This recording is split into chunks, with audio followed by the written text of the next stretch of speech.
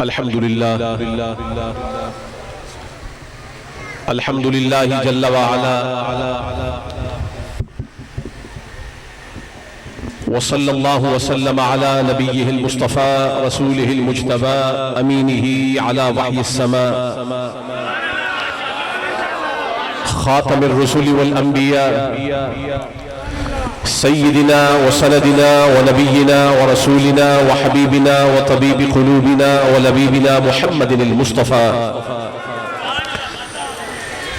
وعلى آله النجباء وأصحابه الأتقياء ومن بهديهم اقتدى إلى يوم الجزاء أما بعد فأعوذ بالله من الشيطان الرجيم بسم الله الرحمن الرحيم ولما فصلت العير قال أبوهم إني لأجد ريح يوسف لولا أن تفندون صدق الله مولانا العظيم ولقنا بقوله تعالى في كلامه المجيد والفرقان الحميد إن الله وملائكته يصلون على النبي يا أيها الذين آمنوا صلوا عليه وسلموا تسليما اللهم صل على سيدنا ومولانا محمد وعلى آل سيدنا ومولانا محمد وبارك وسلم رب اشرح لي صدري ويسر لي أمري واحلل عقدة من لساني يفقهوا قولي مولاي صل وسلم دائما أبدا على حبيبك خير الخلق كلهم محمد سيد الكونين والثقلين والفريقين من عرب ومن عجم عليك من المليك بكل وقت صلاتي في الجنان لها أداء إذا ختمت تعاد فكل تال له وقف عليها وابتداء ہزار بار بشویم دہن بمشک و گلاب ہنوز نامے تو گفتن کمال بے ادبیست ادب اور التجا ذکر نبی ہے ادب اور التجا ذکر نبی ہے وظیفہ اب میرا ذکر نبی ہے ادب اور التجا ذکر نبی ہے وظیفہ اب میرا ذکر نبی ہے مریضان محبت نسخہ لکھ لے حقیقت میں شفا ذکر نبی ہے اور امید وصل میں ہوں امید وصل میں ہوں ہجر کے حصار میں ہوں امید وصل میں ہوں ہجر کے حصار میں ہوں لیے ہوئے دل مضطر بڑے قرار میں ہوں لیے ہوئے دل مضطر بڑے قرار میں ہوں میرا نصیب ہے رشک ہزارہا گلزار میرا نصیب ہے رشک ہزارہا گلزار میں خار ہی سہی لیکن نگاہ یار میں ہوں میرا نصیب ہے آج جن حضرات نے یہ محفل میلاد سجا رکھی ہے میں ان کی ترجمانی اور وکالت کرتے ہوئے یہ کہہ رہا ہوں میرا نصیب ہے رشک ہزارہا گلزار یوں بھی اس دور میں جو مولا علی کے دیوانے ہیں ان سے بہت لوگ خار کھاتے ہیں بہت الجھتے ہیں بہت سٹ پٹاتے ہیں اور بہت عداوت بھی رکھتے ہیں لہذا ہم اگرچہ تعداد میں قلیل ہی صحیح ہم ان کو یہ پیغام دیتے ہوئے کہہ رہے ہیں کہ بدر والوں کے وارث ہم ہیں کربلا والوں کے وارث ہم ہیں احد والوں کے وارث ہم ہیں ہر دور میں ہماری تعداد کم ہی ہوتی ہے پر یزیدوں پہ غالب حسین والے ہی ہوا کرتے ہیں میرا نصیب ہے رشک ہزارہا گلزار تم ہم سے خار کھاتے ہو تو کیا ہوا میں خار ہی سہی لیکن نگاہ یار میں ہوں میں خار ہی سہی لیکن نگاہ یار میں ہوں اور میلاد منانے والوں سے کوئی یہ پوچھ لے کہ 1400 سال کے بعد آپ کو کیا بنی کہ آپ نے مال بھی لگا دیا وقت بھی صرف کر دیا راتوں میں جب لوگ آرام کرتے ہیں تم نے محفل سجا رکھی ہے دیگیں چڑھائی ہوئی ہے تو ان سے یہ جواب دے کہ ہم کہتے ہیں کہ انہی کا ذکر انہی کی طلب انہی کا خیال انہی کا ذکر انہی کی طلب انہی کا خیال میاں یہ عشق ہے میں جس کے اختیار میں ہوں میاں یہ عشق ہے میں جس کے اختیار میں ہوں، اور یہ تو زندگی کا مسئلہ ہے، اگر ہم مر بھی جائیں تو سن لو میرے سرہانے میرے دوست ان کی نعت پڑھے،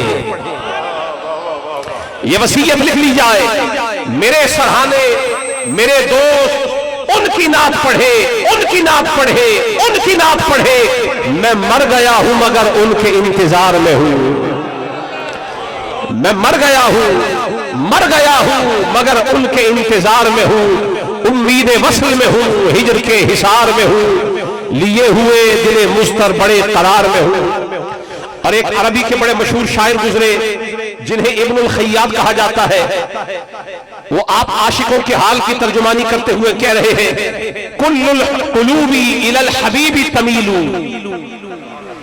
کل القلوب الی الحبیب تمیل، ہر دل اپنے ہی محبوب کی طرف مائل ہوتا ہے، ہر دل کی توجہ اپنے یار کی طرف ہوتی ہے، ہر دل کا رجحان اور اس کا میلان اپنے یار کی طرف ہوتا ہے۔ وَمَعِيَ بِهَذَا شَاهِدٌ وَدَلِيلٌ، وہ یہ کہتے ہیں یہ بات میں نے یوں ہی نہیں پھیلی، میں یوں ہی نہیں کہتا، میرے پاس اس پر گواہی بھی ہے اور دلیل بھی ہے۔ اما الدلیل، اگر تو مجھ سے دلیل مانگتا ہے کہ اس بات کی دلیل کیا ہے، اما الدلیل اذا ذکرت محمدا، جب تو میرے حبیب مصطفیٰ کا نام لیتا ہے، فَتَرَا دُمُوعَ الْعَارِفِينَ تَسِيلُ، تو دیکھتا ہے کہ عارفوں کی آنکھوں سے اشک رواں ہو جاتے ہیں، عارف رونے لگتے ہیں، عاشقوں کی آنکھیں اشکبار ہو جاتی ہیں، تو یہ آنسوؤں کا ٹپک جانا اس بات کی دلیل ہے کہ دل گواہی دے رہا ہے کہ بندہ عاشق رسول ہے، بندہ عشق مصطفیٰ والا ہے۔ عشق کا دعویٰ کافی نہیں ہے، دلیل کے لیے اس کی آنکھوں سے آنسو آ جاتے ہیں، اور یہ آنسو بتا رہے ہیں کہ اس وقت اس کا دل مائل مصطفیٰ ہے، قائل مصطفیٰ ہے، یہ بیٹھا ہوا علی پور چٹھا میں ہے، لیکن اس وقت گنبد خضرا سے مصطفیٰ کی نگاہ اس پر ہو رہی ہے۔ آپ نے ایک بڑے مشہور عاشق کا نام سنا ہے جسے مجنو کہا جاتا ہے، ایسے عامری، وہ تھا تو تابعی، لیکن اس کا جو تعارف تھا، اس کی پہچان تھی، وہ لیلا کے عشق کی وجہ سے تھی۔ وہ مجنو کہتا ہے امر علی الدیار دیار لیلا۔ آپ کے علی پور چٹھا میں ایک دو مرتبہ میں پہلے بھی حاضر ہوا، یہاں پر مجھے اس کوچہ اور قریہ کے اندر خطاب کا شرف ملا، اور الحمدللہ یوں تو میں بیٹا علی المرتضیٰ کا ہوں، لیکن مجھے خوشی اس بات کی ہوئی ہے کہ میں نے کسی غیر یزید پور میں خطاب نہیں کیا، علی پور میں خطاب کیا ہے۔ آپ کو بھی اپنی زندگی کی ہر گھڑی پر نال ہونا چاہیے، یہ علی پور ہے۔ ناسبیوں کو یہاں قدم دھرنے سے پہلے 1000 بار سوچنا چاہیے کہ ڈیرا بھی لگانا ہے، علی سے بغض رکھ کر تم ڈیرا علی پور میں لگاؤ، ہو نہیں سکتا۔ یہ کوچہ وہ ہے جسے بسایا ہی مولا علی المرتضیٰ نے ہے، یہ علی پور ہے، یہ علی کی نگاہ سے بسنے والا کوچہ اور قریہ ہے۔ اس سے پہلے بھی بارہا یہاں آ کے خطاب ہو چکا، لیکن میں اس مجنو کے حوالے سے تمہیں بتانا چاہتا ہوں کہ مجنو خود کہتا ہے، آج کی محفل میں جتنے حضرات یہاں بیٹھے پیچھے تک جتنے لوگ بیٹھے ہیں، میں ہر شخص کی طرف جو چاہتا ہوں، کسی کو زنجیروں میں جکڑ کے نہیں لایا گیا، ہر ایک رسول اللہ کے عشق کے ساتھ بندہ ہوا آیا ہے۔ اور شاعر نے کیا اچھا کہا، کھلنا غضب ہوا تیری زلف دراز کا، کھلنا غضب ہوا تیری زلف دراز کا، پھندا گلے میں ڈال کے دنیا لٹک گئی۔ آج جہاں بھی میلاد کی محفل ہو رہی ہے، ان محفلوں میں آنے والا مجبوراً نہیں آیا ہے، وہ عشق کی زلف سے بندھا ہوا آیا ہے۔ تو مجنو بھی یہی کہہ رہا ہے، امر علی الدیار دیار لیلا، وہ کہتا ہے کہ میں بھی چلتا چلتا ایک بار لیلا کی بستی میں آ گیا۔ کس کی بستی میں؟ جتنے حضرات بیٹھے ہیں میں سب کی توجہ چاہتا ہوں، میں لاہور سے قیمتی سودا لے کے آیا ہوں، اگر آپ کا نصیب ہے آپ لے لیں تو خوشا نصیب، لیکن اگر آپ نہ لے سکے تو میری گاڑی میں جگہ بہت زیادہ ہے، ہر روز کہیں نہ کہیں کسی کوچے کے اندر ہمارا ڈیرا ہوتا ہے، سودا آپ لے لیں تو آپ کا نصیب ہے، ورنہ ہم لے جائیں گے، کوئی نہ کوئی تو خریدار آ ہی جائے گا۔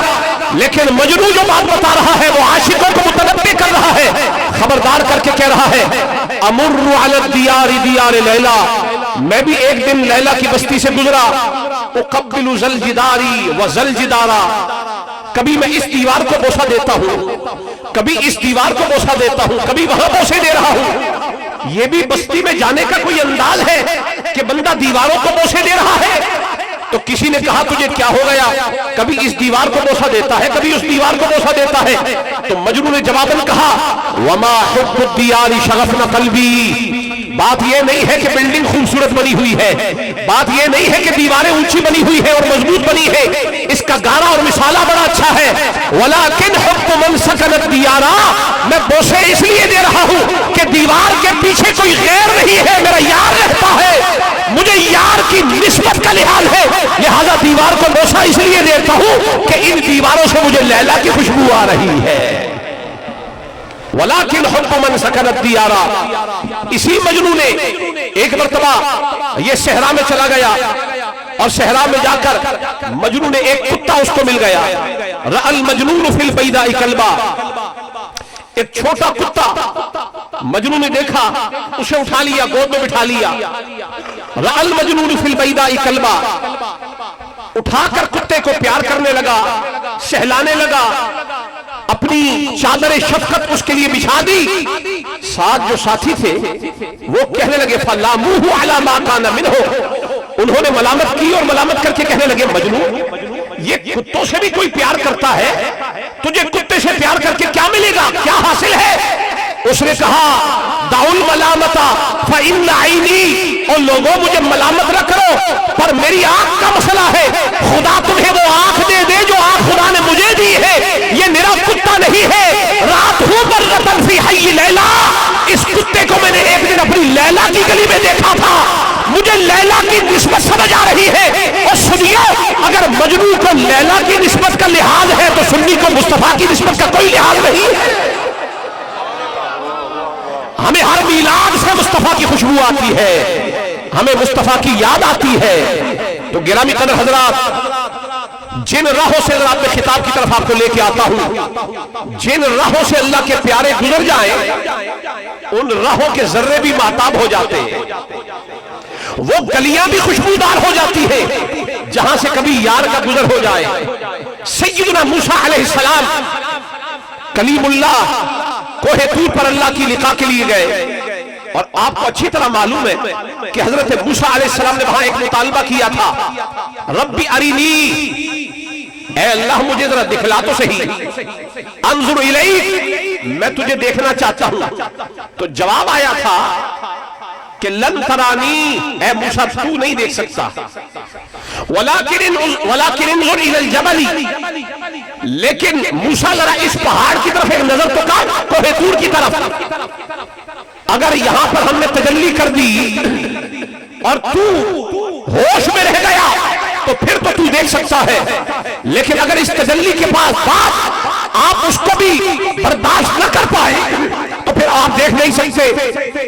تو حضرت ابو ہریرہ حضور کے صحابی ہیں، طبرانی شریف کے اندر یہ روایت موجود ہے، وہ یہ کہتے ہیں کہ جب اللہ نے اپنے نور کی تجلی کوہ طور پر فرمائی، موسیٰ علیہ السلام بے ہوش ہو گئے، لیکن آپ کا کیا خیال ہے اس تجلی کا حضرت موسیٰ پر کوئی اثر نہیں ہوا، کوئی تاثیر نہیں ملی؟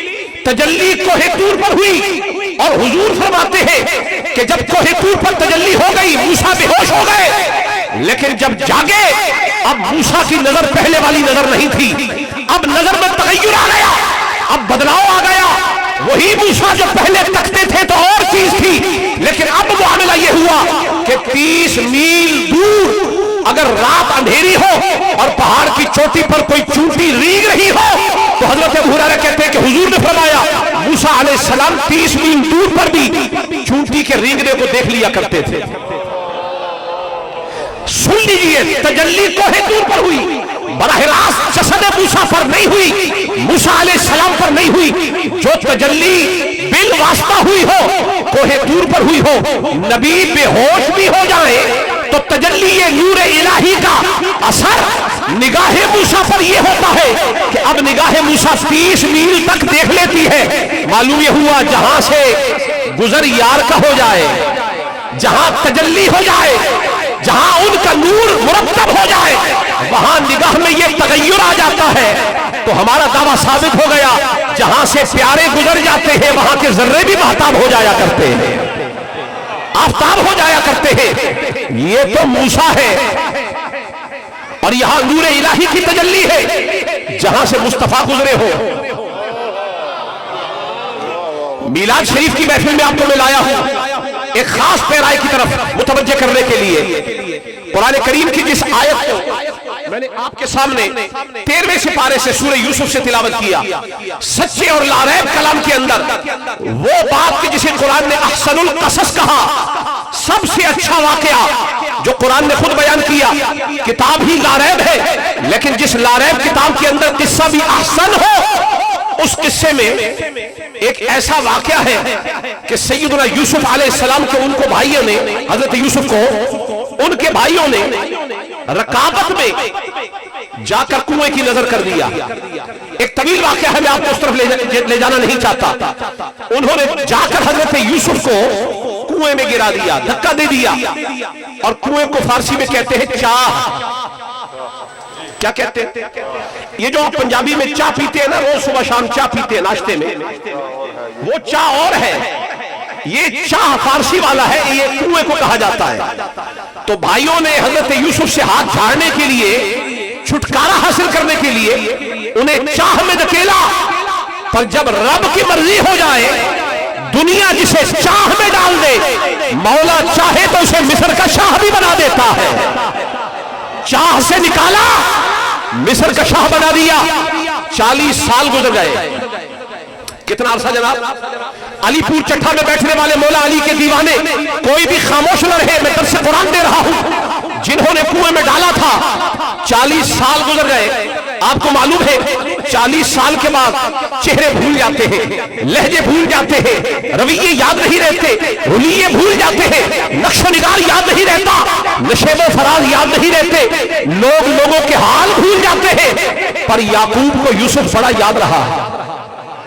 حضرت یعقوب علیہ السلام ہر لحظہ، ہر لمحہ، ہر گھڑی، ہر آن، ہر ساتھ حضرت یوسف علیہ السلام کو اتنا یاد رکھتے کہ عشق یوسف میں حضرت یعقوب علیہ السلام کی آنکھیں سفید ہو گئیں۔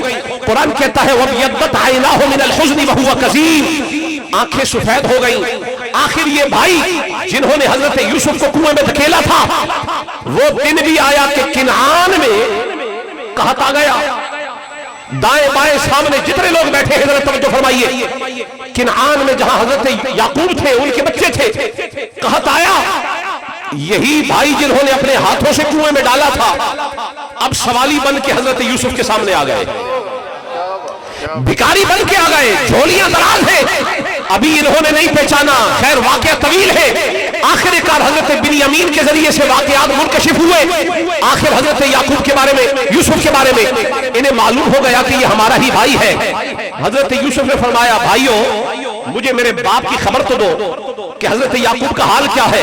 انہوں نے کہا حال وہی ہے کہ جس حال میں ہم نے چاہا تھا کہ شاید آپ سے دور ہو کے وہ ہم سے زیادہ پیار کرنے لگے، لیکن پیار میں کمی نہیں آئی، وہ آج بھی آپ ہی کو یاد کرتے ہیں اور اتنا عشق کرتے ہیں کہ آپ کی محبت میں روتے روتے ان کی آنکھیں سفید ہو گئیں۔ تو حضرت یوسف بولے، آپ نے فرمایا اچھا آنکھوں کی بینائی جاتی رہی، آنکھوں کی بینائی جاتی رہی تو علاج بھی ہمارے پاس ہے۔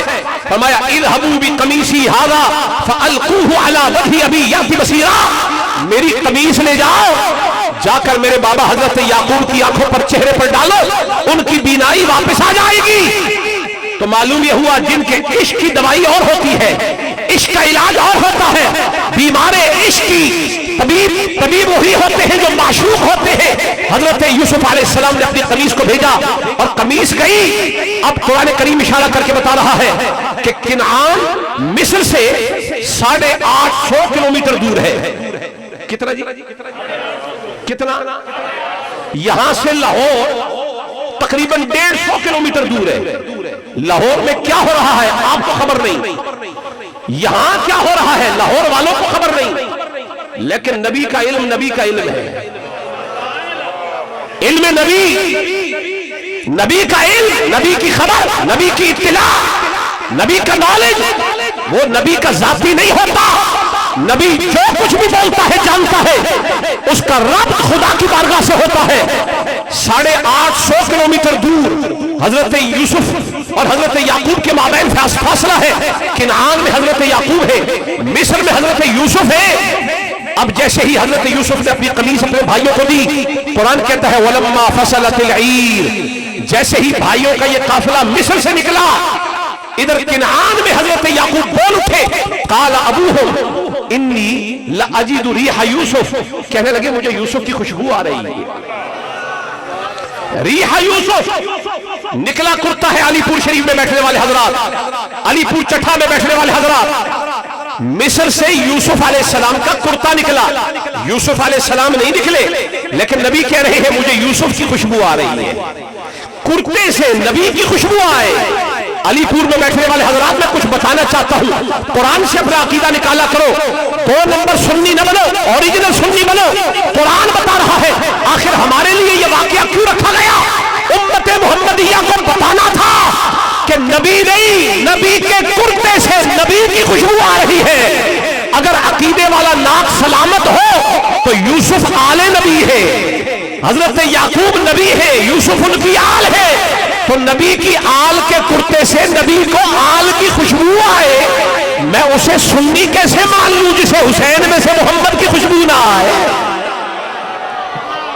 میں اسے سنی کیسے مانوں کہ جسے حسن میں سے محمد کی خوشبو نہ آئے, جسے زہرا میں سے خوشبو محمد نہ آئے, جسے زین العابدین میں سے خوشبو مصطفیٰ نہ آئے, جسے امام باقر میں سے حضور کی خوشبو نہ آئے, جسے امام جعفر صادق سے, امام موسیٰ کاظم سے, امام علی رضا سے, امام محمد تقی سے, امام علی تقی سے, امام حسن عسکری سے, جسے حضور کی خوشبو نہ آئے.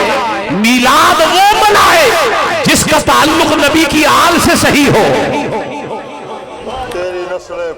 میلاد وہ منائے جس کا تعلق نبی کی آل سے صحیح ہو, جس کا تعلق اولاد سے صحیح نہیں ہے. میلاد کے ساتھ اس کا کیا کام ہے؟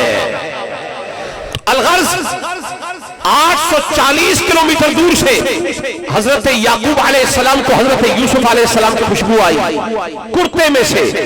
تو میں نے کہا نا خوشبو آ جاتی ہے, پر خوشبو ان کو آتی ہے جن کا ناک عقیدے والا سلامت ہو, جن کا عقیدے کا ناک ہی خراب ہو. ان یزیدوں کو حسین کی کیا خبر؟ کربلا میں حسین سامنے بھی کھڑا ہو اور حسین فرما رہے ہو کہ اس وقت روئے زمین پر میرے سوا محمد کا کوئی نواسہ زندہ نہیں ہے, پر انہیں خبر نہ ہوئی کہ یہ کون بول رہا ہے. امام علی مقام نے یہ فرمایا اولم یبلغکم قول مستفیض, کیا تمہارے پاس یہ نبی کی پکی بات نہیں پہنچی؟ ان رسول اللہ صلی اللہ علیہ وسلم قال لی ولی اخی, جب نبی نے میرے لیے اور میرے بھائی کے لیے کہا انتما سیدہ شباب اہل الجنہ, تم جنتی جوانوں کے سردار ہو, وقرۃ عین اہل السنہ, اور سنیوں کی آنکھوں کی ٹھنڈک ہو. اصل سنی وہ ہے کہ جب حسن و حسین کا نام آتا ہے اسے قرار آ جاتا ہے.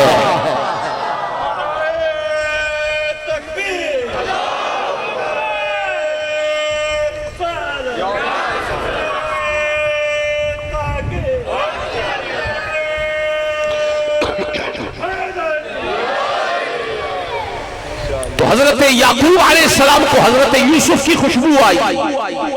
کس کی خوشبو آئی؟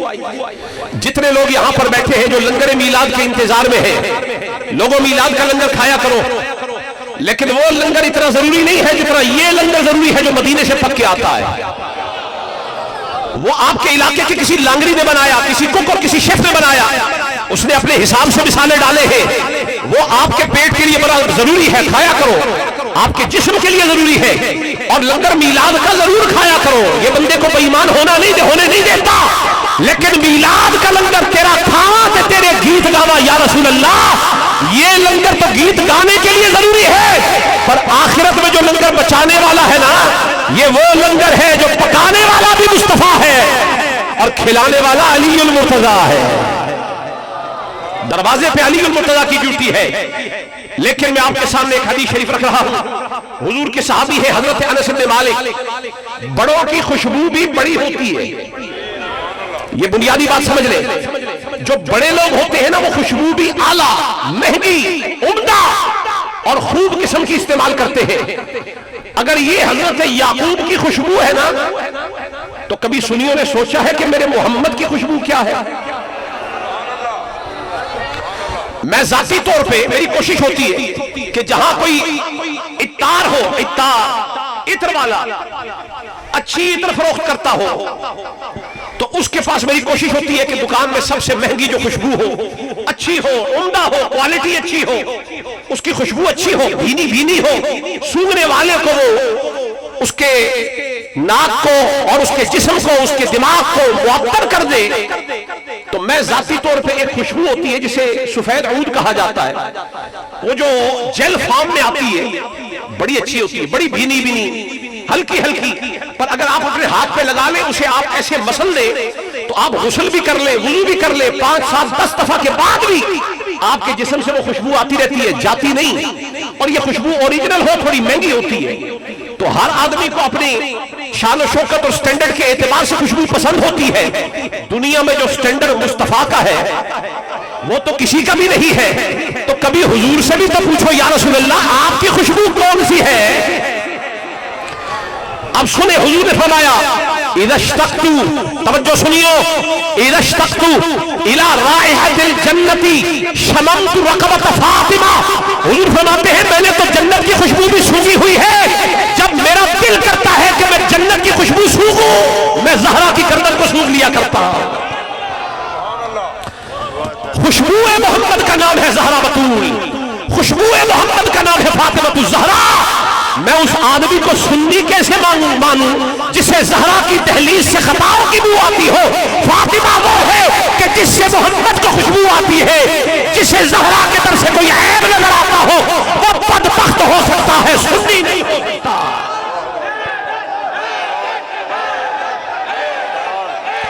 یوں نہیں، ذرا ہاتھ اٹھا کے سارے حضرات، حیدر حیدر حیدر۔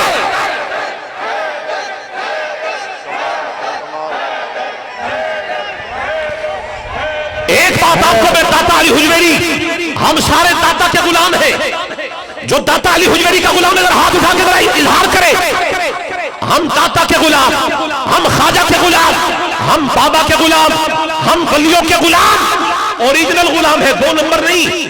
کبھی کشف المحجوب کو بھی اٹھا کے دیکھو، اسی کشف المحجوب کے اندر داتا صاحب ایک واقعہ لے کر آئے۔ داتا صاحب حنفی ہے، امام ابو حنیفہ کے مقلد، اپنے امام کے بارے میں ایک واقعہ لے کے آئے، اور واقعہ حضرت بلال کے مزار کے بارے میں ہے، اور امام اعظم ابو حنیفہ کے ذکر کے ضمن میں لکھا ہوا ہے۔ قبلہ شاہ صاحب تشریف فرما ہے، بہت اچھے نعت خوان بھی ہیں اور فاضل آدمی بھی ہیں، وہ بھی سن رہے ہیں، میں خصوصاً ان کے لیے یہ پیش کرتا ہوں، سن لے۔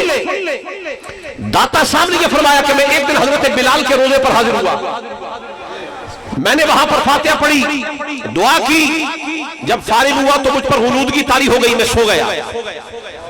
مزار حضرت بلال کا ہے، اور استراحت فرما سیدنا علی بن عثمان حجویری داتا صاحب گنج بخش ہیں، یہ بھی بڑا ہے اور وہ تو بہت بڑا ہے کہ جس کی اذان مصطفیٰ کو پسند آ جائے۔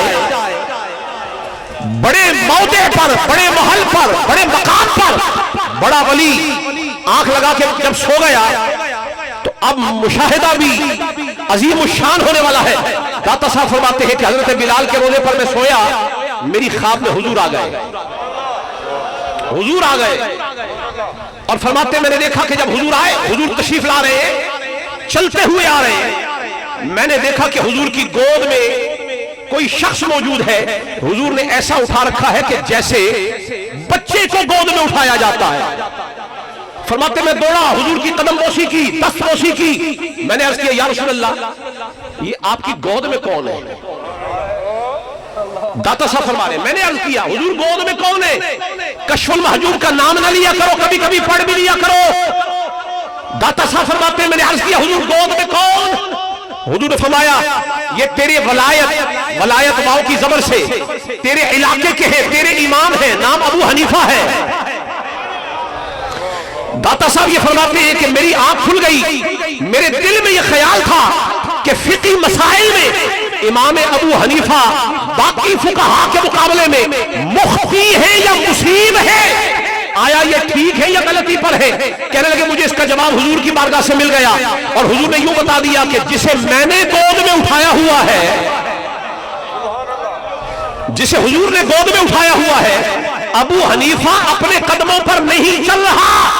یہ داتا صاحب آپ نتیجہ دے رہے ہیں. فرمایا ابو حنیفہ اپنے قدموں پر نہیں بلکہ وہ فانی فی الصفات ہے، ان کی صفات ختم ہو گئی، اب وہ باقی بھی صفات رسول ہے، انہیں رسول لے کر چل رہے ہیں. تو یہاں داتا صاحب نے فیصلہ دے دیا، فرمایا جسے نبی اپنی گود میں اٹھا لے اس سے خطا ہو نہیں سکتی. تو میں نے کہا جسے خواب میں نبی اٹھائے اس سے خطا نہیں ہوتی، تو جسے حقیقت میں نبی اٹھائے وہ خطا والی کیسے ہو سکتی ہے؟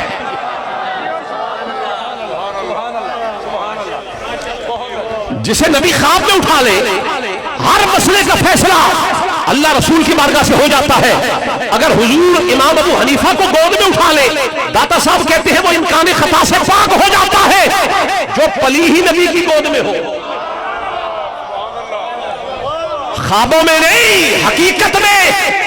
تو میں نے کہا جہاں تجلی ہو جائے نور الہی کی، وہاں نگاہ موسیٰ میں یہ کمال آ جاتا ہے کہ 30 میل تک صوفی کے رینگنے کو بھی دیکھ لیتے ہیں. جو صبح شام حضور کی بارگاہ میں رہی ہو، جو پلی مصطفیٰ کی گود میں ہو. اور یہی نہیں، وہ تو اور صحابہ کا مقام ہے کہ وہاں انہیں حضور کی صحبت ملی ہے جسے نبی نے جگر کا ٹکڑا کہا ہو.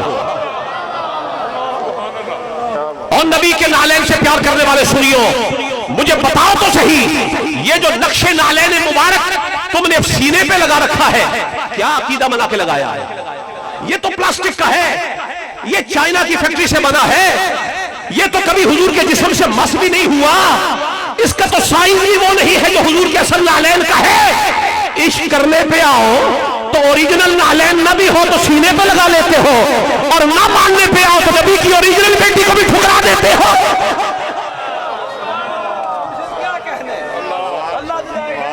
یہ نالین جو اوریجنل ہے ابھی شاید تم نے اور میں نے دیکھا بھی نہ ہو. اگر آج کی محفل میں حضور کا اوریجنل نالین آ جائے، تم کچھ کرو نہ کرو، میں تو یوں میں تو استقبال میں کھڑا ہو جاؤں گا.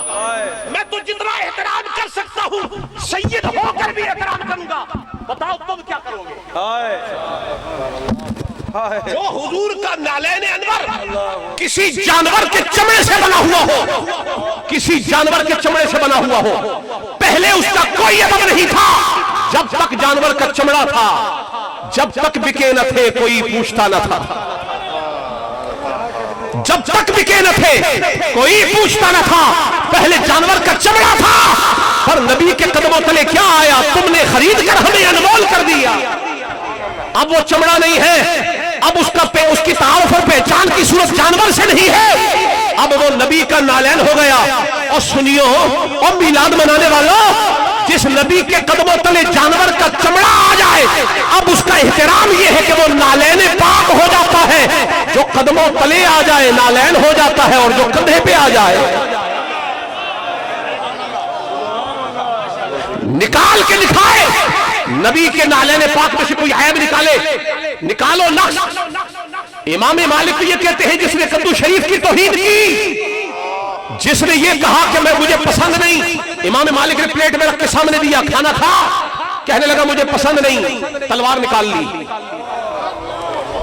کدو شریف کے بارے میں کہا مجھے پسند نہیں، تلوار نکالی، کہا جدد الایمان و انا لنقتلنک، اپنے ایمان کی تجدید کر ورنہ میں یہی تیری گردن کو مارتا ہوں. کیوں؟ کہا جو شے میرے نبی کو پسند آئے وہ کسی کو پسند نہ آئے وہ بے ایمان ہو جاتا ہے، بے ایمان ہو جاتا ہے. کدو کسی کو پسند نہ آئے، کدو میں عیب نکالے وہ بے ایمان ہو جاتا ہے. جو زہرا میں عیب نکالے وہ مرتد ہو جاتا ہے. میلاد مناتے ہو، پہلے یہ تو بتاؤ میلاد والے کی اولاد سے تعلق کیسا ہے؟ اور میں نے یہ زہرا پاک کا نام کیوں چھیڑا؟ اس لیے بڑوں کی خوشبو بڑی ہوتی ہے. زہرا صرف زہرا نہیں ہے، مصطفیٰ کی خوشبو ہے، میرے محمد کی خوشبو ہے، میرے آقا کی خوشبو ہے. تم روز عطر لگاتے ہو، تمہاری ضرورت ہے، نہ لگاؤ تمہارے جسم سے بو آئے. تم مسواک کرتے ہو، تمہاری ضرورت ہے، نہ کرو تمہارے منہ میں سے بو آئے. تم کنگھی کرتے ہو، تمہاری ضرورت ہے، نہ کرو تمہارے بال الجھ جائیں، تمہارے بال گدلے ہو جائیں، بڑا گندا ہو جائے، لوگ دیکھ کر کہیں کس قدر غلیظ آدمی ہے. لہذا سنت وہ اپناتے ہو جس کا تمہیں ذاتی فائدہ ہو. کبھی وہ سنت بھی اپنایا کرو. زہرا تو وہ ہے کہ جب جب آئی ہے میرے محمد اٹھ کر کھڑے ہو گئے. جس سنت سے نبی راضی ہو اسے سنت ہی نہیں سمجھو. جو سنت تمہارے جسم کو خوشبودار کر دے اپنے غرض سے اسے اپنا لیتے ہو. کبھی وہ بھی سنت اپنا لیا کرو جس سے میرے مصطفیٰ کو قرار آتا ہے. اب آئیے حضرت انس بن مالک وہ یہ فرماتے ہیں، راوی ہیں مسلم شریف کے اندر، ترمذی شریف کے اندر، وہ یہ کہتے ہیں میرے مصطفیٰ کا مقام کیا ہے؟ مقام یوسف تو یہ ہے کہ حضرت یعقوب کو 850 کلومیٹر سے خوشبو یوسف آئے، پر میں تو اس مصطفیٰ کا ماننے والا ہوں. انس بن مالک کہتے ہیں اذا مر النبی صلی اللہ علیہ وسلم من علی طریق من طرق المدینہ، حضور جب مدینہ شریف کے راستے میں سے کسی راستے پر چلا کرتے، پیچھے کوئی آدمی آتا نا اسے پوچھنے کی ضرورت نہیں پڑتی تھی حضور کہاں گئے. راستے بتاتے تھے کہ مصطفیٰ ادھر گئے، حضور ادھر گئے، حضور ادھر گئے. میں نے کہا نا پاک جن راہوں پر چلتے ہیں وہ ذرے بھی گواہی دے دیتے ہیں. تو حضور جن راہوں پر چلا کرتے وہ راستے بھی گواہی دے دیتے کہ حضور اس طرف گئے ہیں. اب میں تمہارے سامنے ایک عجیب روایت رکھنا چاہتا ہوں کہ صحابہ کرام نے حضور سے تعلق کیسا بنایا ہے، حضور سے رشتہ کیسا ہے. یہ حضرت ابو ہریرہ راوی ہے اور روایت مسند ابو یعلا کے اندر بھی ہے، طبرانی کے اندر بھی ہے اور دیگر کتب حدیث کے اندر بھی ہے کہ ابو ہریرہ فرماتے ہیں جاء رجل الی النبی صلی اللہ علیہ وسلم. جتنے سنی علی پور شریف میں بیٹھے ہیں اب ذرا تیار ہو جاؤ اور یہی تصور رکھو کہ ہم مسجد نبی کے صحن میں بیٹھے ہوئے ہیں. حضور کی نگاہ ہم پر ہو جائے اور کچھ بعید نہیں ہے، دوریاں میرے لیے اور آپ کے لیے ہیں، حضور کے لیے کیا دوری ہے. وہ چاہے تو مکے سے آن کی آن میں مسجد اقصی پہنچ جائے، وہ چاہے تو آن کی آن میں پہلے آسمان پر چلے جائیں. وہ تو مصطفیٰ کی پرواز ہے، خدا جانے مصطفیٰ جانے. تو کچھ بعید نہیں، مدینے سے نگاہ ہو جائے علی پور چٹھا کی طرف اور یقیناً ہوتی ہے جہاں ان کا ذکر ہوتا ہے اس طرف ان کی توجہ ضرور ہوا کرتی ہے. ابو ہریرہ فرماتے ہیں رضی اللہ تعالیٰ عنہ کہ جاء رجل الی النبی صلی اللہ علیہ وسلم، ایک شخص حضور کی بارگاہ میں آیا صحابہ میں سے، تو فقال آ کر کہنے لگا یا رسول اللہ، اے اللہ کے رسول، انی زوجت ابنتی، میں اپنی بیٹی کی شادی کرنے لگا ہوں، میری بیٹی کی شادی ہے. وَإِنِّي أُحِبُّ أَن تُعِينَنِي بِشَيْءٍ، آقا میں آپ کے پاس آیا ہوں تاکہ میری بیٹی کی شادی ہے، آپ اس شادی میں میری کچھ مدد فرمائیں. علی پور چٹھا والوں، ہمارے یہاں بھی خاندان میں لوگ دوستوں یاروں سے کہتے ہیں میری بیٹی کی شادی ہے کچھ مدد کر دیں. صحابی آئے حضور سے بیٹی کی شادی کے لیے مدد مانگی کہ یا رسول اللہ میری مدد فرما دے، کسی شے سے میری بیٹی کی شادی ہے اس میں مدد فرما دے. قالا، حضور نے کیا فرمایا سنو، ما عندی شیئن، ابھی اس وقت تو میرے پاس کوئی ایسی شے نہیں جو تجھے دوں، ولیکن اذا کان غدن، لیکن جب کل کا دن آ جائے گا، فَأْتِنِي بِقَارُورَةٍ وَاسِعَةِ الرَّأْسِ وَعُودِ شَجَرَةٍ، کل صبح میرے پاس آ جانا، ایک کھلے منہ والی شیشی لے آنا اور ایک درخت کی ٹہنی بھی لے آنا، شیشی بھی ٹہنی بھی لے آنا. اور فرمایا وَآیَةٌ بَيْنِي وَبَيْنَكَ أَن تَدُقَّ نَاحِیَةَ الْبَابِ، تیرے میرے درمیان نشانی یہ ہوگی کہ جب تو کل آئے گا نا دروازے پہ دستک دے گا، دروازے پہ دستک دے گا، میں سمجھ جاؤں گا وہی آیا ہے جس کی بیٹی کی شادی میں مدد کرنی ہے. دوسرا دن ہوا، حدیث کے الفاظ ہیں فلما کان فی الغد، جب دوسرا دن آیا اتاہ بقارورۃ واسعۃ الرأس وعود شجرۃ، صحابی آئے شیشی بھی لائے ٹہنی بھی لائے اور لا کر حضور کے دست مبارک میں دی. فیجعل النبی صلی اللہ علیہ وسلم یسلط العرق عن ذراعیہ حتی امتلأت القارورہ، حضور نے یہ کیا، اپنی آستینیں چڑھائیں اور اوپر کر کے یہاں سے ٹہنی کے ساتھ اپنے پسینے مبارک کو اکٹھا کیا. وہ آئے تھے میری بیٹی کی شادی میں کچھ مدد فرما دے. لوگوں کا مدد کرنا اور ہے، محمد کا مدد کرنا اور ہے. اب دیکھو حضور مدد کیسے فرما رہے ہیں، پوری حدیث سننا. حضور نے اپنی بازو مبارک سے، ذراع مبارک سے یوں پسینہ ٹہنی کے ساتھ، وہ ٹہنی بھی کتنی خوش نصیب ہے کہ جو پسینے کو پوسے دے رہی تھی. حضور نے یوں جمع فرمایا، قارورہ میں ڈالا، حتی امتلأت القارورہ، حتی کہ ابو ہریرہ رضی اللہ تعالیٰ عنہ فرماتے ہیں وہ شیشی ساری بھر گئی، اب حضور نے وہ شیشی اس کو دی، حضور فرمایا خذھا، اے میرے صحابی لے جا، وَأْمُرْ إِبْنَتَكَ أَن تَغْمِسَ هَذَا الْعُودَ فِي الْقَارُورَةِ وَتَطَيَّبُ بِهِ، اپنی بیٹی سے جا کہیو کہ حضور فرما رہے ہیں کہ اسی شیشی میں اس ٹہنی کو دبو کر خوشبو لگا لیا کرے، خوشبو لگا لیا کرے۔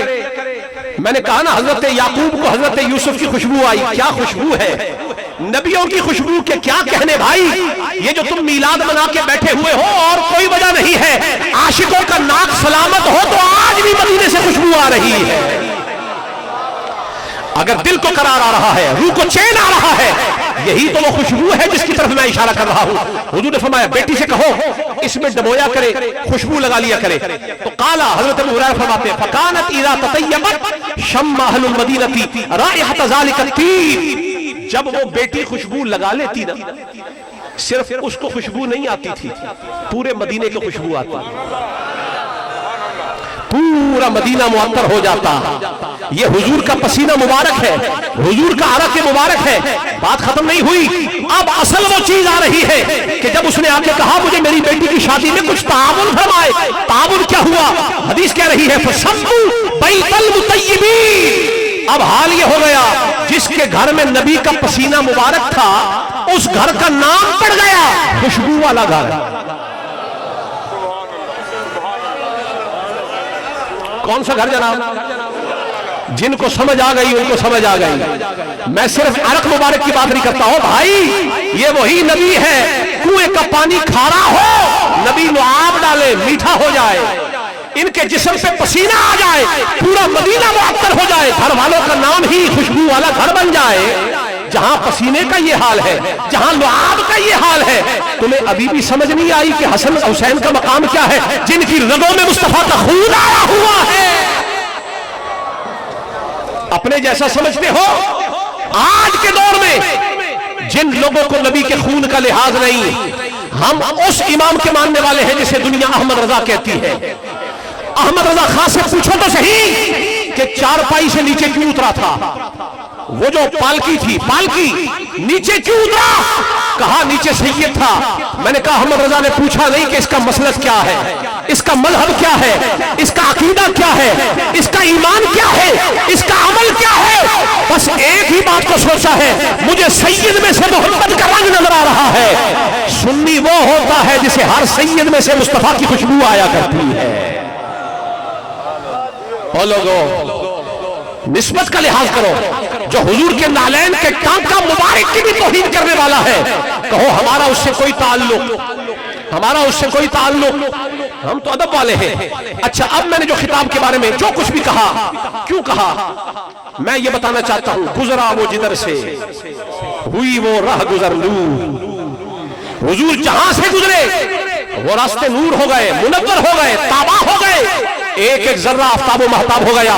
اب سارے خطاب کا لب لباب آپ کے سامنے رکھنا چاہتا ہوں۔ مسند ابن عمر العدنی کے اندر یہ روایت موجود ہے، حضور فرماتے ہیں کہ ان اللہ فاحبطنی اللہ تعالی فی الارض فی صلب آدم، احبطنی اللہ تعالی علی الارض فی صلب آدم، میرے رب نے مجھے زمین پر اتارا حضرت آدم کی صلب میں رکھ کر، ثم جعلنی فی صلب نوح، پھر اللہ نے مجھے حضرت نوح کی پشت میں رکھا، ثم لم یزل ینقلنی من الاسلام الکریمۃ الی الارحام الطاہرہ، حتیٰ کہ ہر دور میں اللہ نے مجھے پاک باپوں میں رکھا ہے، پاک ماؤں میں رکھا ہے، حتیٰ کہ مجھے حضرت عبداللہ اور حضرت آمنہ سے ظاہر فرما دیا ہے۔ معلوم یہ ہوا حضور نے جہاں ڈیرا لگایا ہے وہ باپ بھی نور ہے، وہ ماں بھی نور ہے، وہ راہ بھی نور ہے، جہاں ولیوں کا قدم آ جائے وہ راستے معطر و معمر ہو جاتے ہیں، تو جن کی پشت میں محمد آ جائے، جن ماؤں کے رحم میں حضور آ جائے، اسی لیے ہم حضرت عبداللہ کے ایمان کی بھی قائل ہیں، حضرت آمنہ کے ایمان کی بھی قائل ہیں۔ بس خطاب ختم ہو گیا، آخر میں آپ سے ایک بات پوچھنا چاہتا ہوں، میرے سامنے یہ گلاس کے اندر دودھ پڑا ہے، علی پور چٹھا والے حضرات، اگر اس گلاس کے اندر دودھ ہو، دودھ پاک ہو، پاک ہو، پاک ہو، لیکن جس برتن میں ڈالا جائے وہ برتن ناپاک ہو، دودھ پاک رہتا، دودھ پاک رہتا، آپ کو پتا ہے کہ آپ نے دودھ پینا ہو تو دودھ پاک ہونے کے ساتھ ساتھ آپ خیال رکھتے ہیں کہ ظرف بھی پاک ہو، برتن بھی پاک ہو. تو اتنا آپ کو سمجھ آتا ہے کہ جس برتن میں دودھ ڈالا جائے اپنے منہ میں ڈال کے اپنے شکم تک لے جانا ہے. دودھ بھی پاک چاہیے، برتن بھی پاک چاہیے.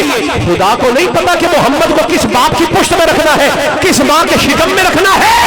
تو اگر تم پاکی کا خیال رکھتے ہو تو خدا کو بھی پتا ہے جتنا محمد پاک ہے اتنا ہی صلب عبداللہ کو بھی پاک بنایا ہے. صلب عبداللہ کے ساتھ جتنے آبائے محمد ہے سب کو رب نے پاک رکھا ہے، اور ہر ماں کے شکم کو بھی پاک رکھا ہے جہاں میرے مصطفیٰ کا ڈیرا ہے. بس یہی بتانا ہے. ادب کا طریقہ تھام لو.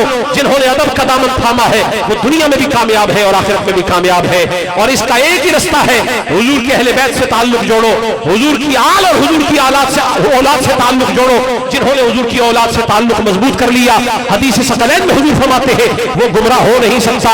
آج جس کو بھی تم گمراہ دیکھو گے بس تمہیں نظر آئے گا کہ وہ آل محمد سے دور نظر آ رہا ہے. جو آل محمد کے قریب ہے کبھی گمراہ نہیں ہو سکتا. اللہ تعالی ہم سب کو حضور کی اولاد اور حضور کے میلاد سے مضبوط تعلق قائم رکھنے کی توفیق عطا فرمائے. وما توفیقی الا باللہ علیہ توکلت و الیہ انیب. والسلام علیکم ورحمۃ اللہ.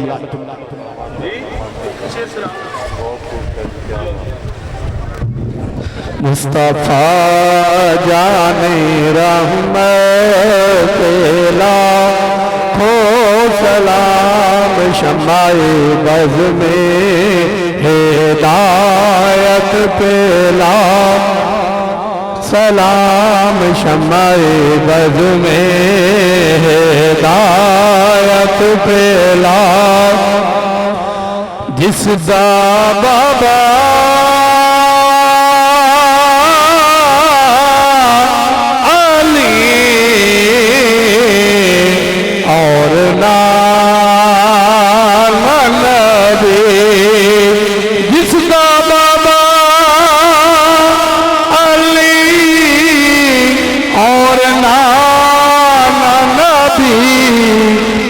دی ماں فاطمہ اور بائی حسن،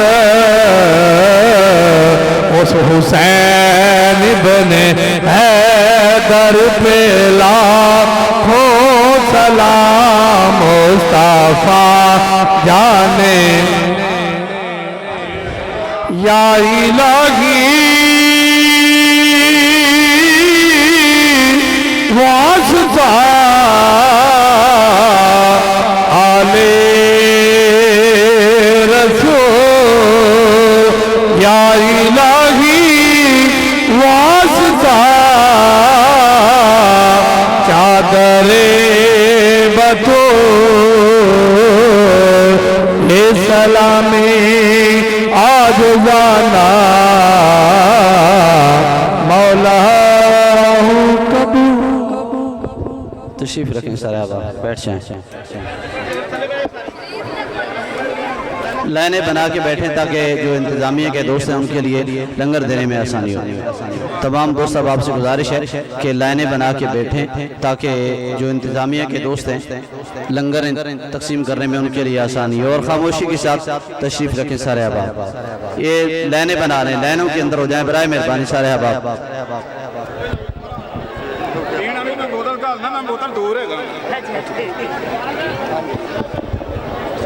ابھی کیک کاٹا جائے گا. سارا احباب قصیدہ بردہ شریف کے اشعار پڑھیں. مولائی صلی وسلم دائما ابدا علی حبیبک خیر الخلق کلہم.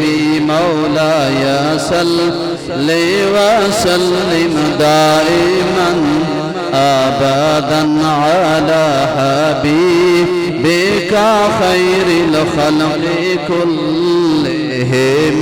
مولائی صلی وسلم دائما ابدا یا ربی بالمصطفى بلغ مقاصدنا یا ربی بالمصطفى مصطفى بلغ مقاصدنا واغفر لنا ما مضى يا واسع الكرم مولاي صل وسلم دائما أبدا على حبيبك خير الخلق كلهم.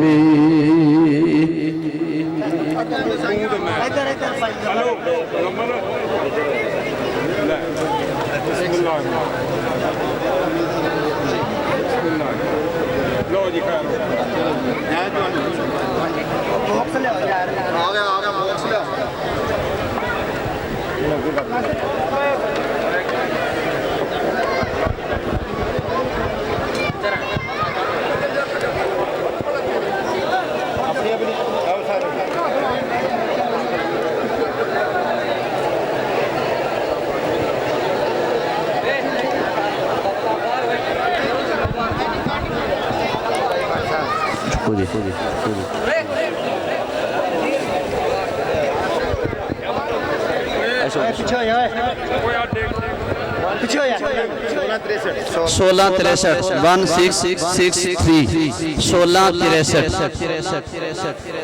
1663 16 तिरसठ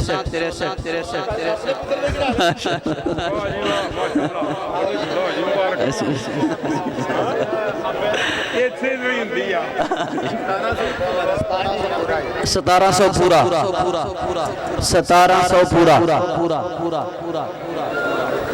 1700 पूरा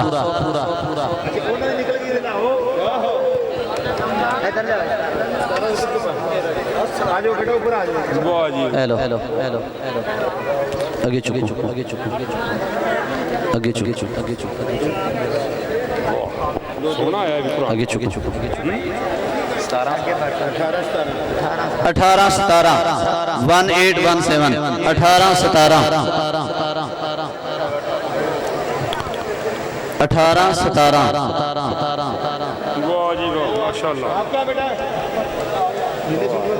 आ जाए 17 19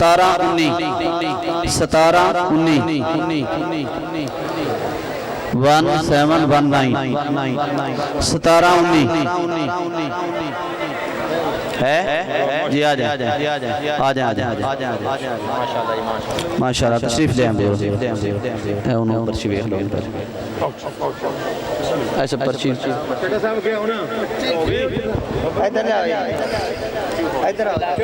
پرچی ویکھ لو ٹھیک ہے اگلے اگے چکو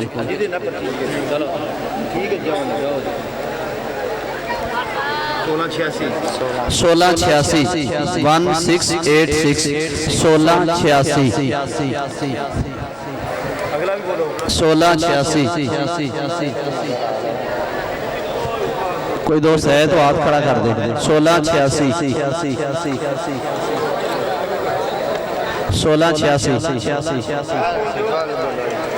آگے 1657 1657 ملاؤ تھوڑا یہ 16 صرف انکسار ہے نہیں 16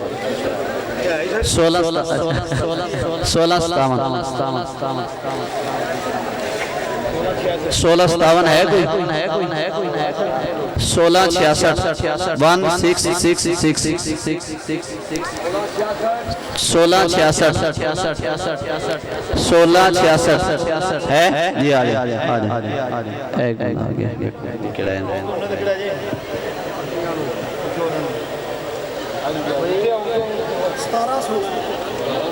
نہیں اے 1666 ٹھیک ہے انہوں کون بلایا بزرگ رہے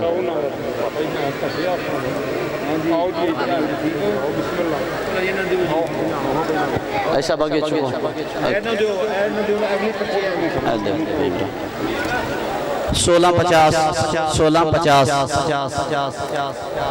1650 ہیں ٹھیک ہے ادھر سے آ جائیں 17 3 1723 17 ہے آ جائیں آ گئے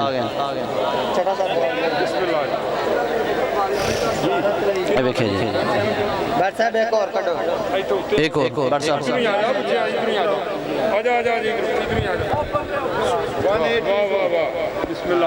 1822 18 22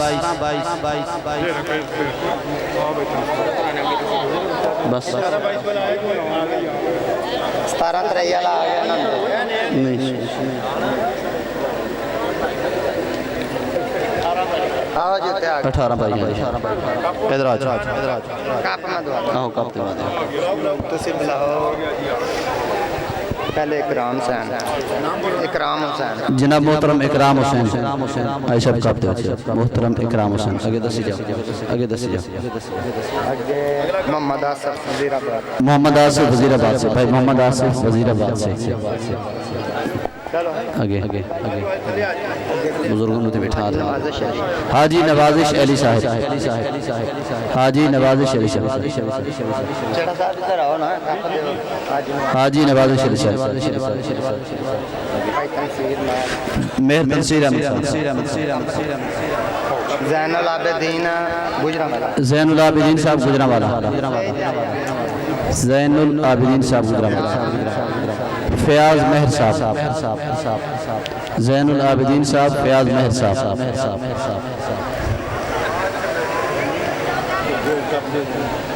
انہوں اپنا دے دیو کسی نے دے دے خالد مہر صاحب گجرانوالا محترم خالد مہر صاحب گجرانوالا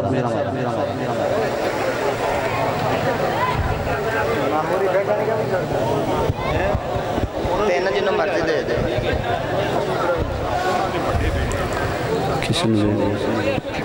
چودھری بشیر صاحب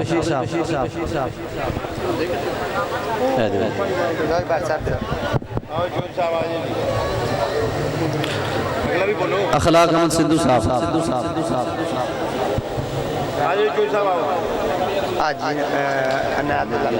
اچھا عنایت اللہ مہر صاحب عنایت اللہ مہر صاحب اب ختم ہو گیا اخلاق سدھو صاحب تشریف لیں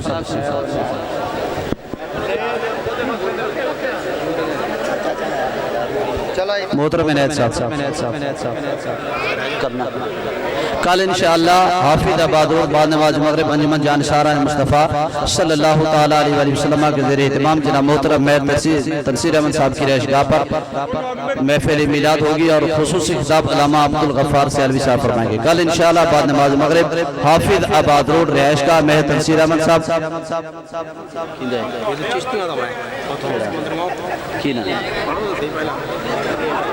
انشاءاللہ